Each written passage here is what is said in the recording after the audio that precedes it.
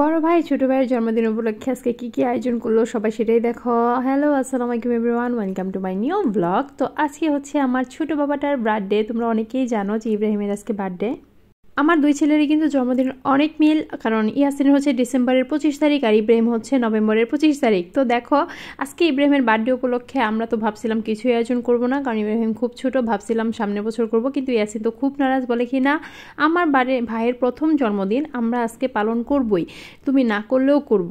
তো ইয়াসিনের জমানো টাকা থেকে আজকে দেখো এই যে কতগুলো বেলুন কিনে নিয়ে আসছে, বলতেছে আমার ভাইয়ের একটা স্মৃতি হয়ে থাকবে প্রথম জন্মদিন, আর আমার ভাই কেক কাটবে না। আমি বললাম আচ্ছা ঠিক আছে তুমি করো। তো ইব্রাহিমের ইয়াসিনের জমানো টাকা থেকে সে দেখেন কতগুলো বেলুন নিয়ে আসছে, মোমবাতি কিনে নিয়ে আসছে। তারপরে দেখো এই যে ভাইয়ের জন্য নিজে বেলুন ফুলাচ্ছে যে রুম সাজাবে, আর ইব্রাহিম তো এই যে দেখো কাগজ একটা মুখে রাখছে আর এই যে সুতা একটা মুখে রাখছে, মানে ওর যে জন্মদিন ওর মাথায় এটা নাই, ও আছে কাগজ নিয়ে সুতা নিয়ে সুতার গুটি নিয়ে দৌড়াইতেছে, আর ওরা তো গান ছেড়ে মানে নাচতেছে আর এনজয় করতেছে, মানে জন্মদিন মনে হচ্ছে ওদেরই, কিন্তু দেখো ওরা কত আনন্দ করতেছে।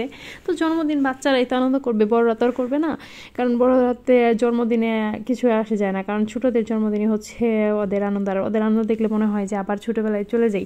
আর এই যে দেখো একটা একটা করে কিন্তু ওরা বেলুন সাজাইতেছে। আর আলহামদুলিল্লাহ আমাদের বাসার বাচ্চাগুলো এত অ্যাক্টিভ, ওরা এত ট্যালেন্টেড, মানে কীভাবে সাজাতে হবে কী করতে হবে সব ওরা জানে। ওদের মতো বয়সে তো আমরা আগে কিছুই পারতাম না, সব সময় হচ্ছে বড়দের আশায় বসে থাকতাম যে বড়রা কবে কি করবে না করবে, মানে ওইগুলাতে বসে থাকতাম, কিন্তু ওরা হচ্ছে নিজেদের যোগ্যতায় নিজেরা শিখছে কিভাবে বেলুন ফুলাতে হয়, কিভাবে হচ্ছে যে বেলুনে গিট দিতে হবে, কিভাবে সাজাতে হবে, কোন জায়গায় সাজালে ভালো দেখা যাবে, মানে ওরা হচ্ছে এগুলাই যে ইয়াসিন তো খুব তাড়াহুড়া করে এই করতেছে, দেখো একটা পর একটা, কারণ ইব্রাহিমের ঘুমানোর টাইম আবার হয়ে যেতেছিল, তো বেশি রাত করা যাবে না। তো এদিকে যে ইয়াসিন আর যে ওর নাম হচ্ছে কুলসুম, আর হচ্ছে আমার ভাসুরের মেয়ে, আবার আমার ননাসের মেয়ে, ওরা সবাই আসছে। আর এখানে বার্থডে গান চলতেছিল, বাবুদের বার্থডে গান, ইব্রাহিম একটু দেখতেছিল আর এনজয় করতেছিল। আর এই যে দেখো ওরা কত আনন্দ নিয়ে, তোমরাও দেখো, দেখলে তোমাদের কাছে ভীষণ ভালো লাগবে যে ওরা আসলে কতটা আনন্দ নিয়ে মন থেকে ভালোবেসে ওদের ছোট ভাইয়ের জন্য ওরা হচ্ছে রুমটা সাজাচ্ছে। এটা হচ্ছে ওদের একমাত্র ছোট ভাই। তো আমাদের বাসায় কিন্তু বাচ্চাদের অভাব নেই, আমাদের বাসায় প্রচুর বাচ্চা, কারণ আমাদের হচ্ছে 3 ভাসুর আছে, আমার ননাস আছে, তো সব মিলে আমাদের বাসায় অনেক বড় ফ্যামিলি।